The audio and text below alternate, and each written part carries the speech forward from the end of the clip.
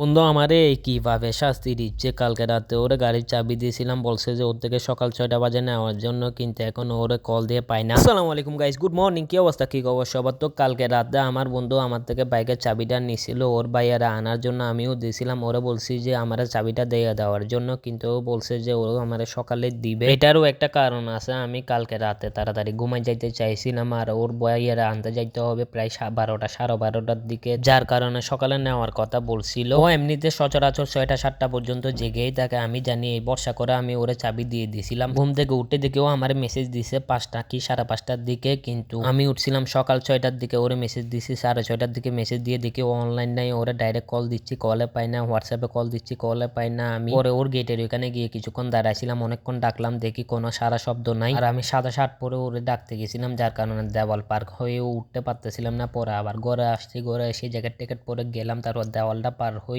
ওদের ঘরের এখানে গেলাম। ওরে ডাকলাম, তখন দেখি ও বের হয়েছে। পরে ওরা আর গালাগালি করি নাই বা বকা টকা দিই নাই, কারণ অভিশাপ টভিশাপ পরে গেলে ভিন্ন ফজরে আরেকটা বিপদ আসি পড়বে। এরপর আল্লাহর নাম নিয়ে বেরিয়ে পড়লাম। এখন তো প্রতিদিনই কনকনে শীত পড়তেছে, মানে এত বেশি ঠান্ডা বলার বাইরে। আজকেও অনেক বেশি ঠান্ডা পড়তেছে, কিন্তু আজকের ওয়েদারটা অন্যরকম বলতে আজকে অনেক বেশি কুয়াশার কারণে আমার চশমাটা বারবার ভিজে যাচ্ছিল। এর মতো গাড়ি চালানোর মতো কষ্ট আমার আগে কখনো হয়নি। এই কুয়াশার মধ্যে গাড়ি চালাইতে এত বেশি কষ্ট হচ্ছিল, দূরের গাড়ি তো দেখতে পাচ্ছিলাম না। তাছাড়া আমার চশমা বারবার ভিজা যাচ্ছিল, আমার 3-4 বার গাড়ি থামাইতে হয়েছে শুধু চশমা মুছার জন্য। সবাই একটু দোয়া করবেন যাতে সেফলি গাড়ি চালাইতে পারি। এই কুয়াশার কারণে গাড়ি চালাইতে অনেক বেশি কষ্ট হয়ে যাচ্ছে। চশমা ভিজতেছে এটা বড় বিষয় না, এটা তো তেমে বারবার ক্লিন করা যায়, কিন্তু কুয়াশার কারণে যে গাড়ি দেখতে পাই না, এটা অনেক বেশি রিস্কি হয়ে যায়। আজকে আমি প্রথমবার ফ্লোরে কাজ করলাম। ফ্লোরে বলতে ওই যে ব্রেকফাস্ট বুফে দে ওইখানে। প্রথমবার বললে ভুল হবে, এর আগেও আমি 2-1 বার করছি, কিন্তু ওইটা অত ভালো করে করি না, বা গেলে ওইখান থেকে আমার পাঠাই দেওয়া হয়েছে নতুন। তাই তো আজকে অনেকক্ষণ কাজ করলাম, গেস্টের সাথে ইন্টারেক্ট করতে পারলাম, কথাবার্তা বললাম। মেন হচ্ছে যে গেস্টের সাথে কিভাবে কমিউনিকেশন করতে হয়, তাছাড়া কিভাবে সার্ভ করতে হয়, প্লেট কিভাবে ধরতে হয়, গ্লাস কিভাবে ধরতে হয়, এগুলা শিখা। এগুলো আমি টুকটাক একটু শিখতেছি, এখনো ফুল জানি না, যেহেতু 3-4 দিন হচ্ছে। এগুলা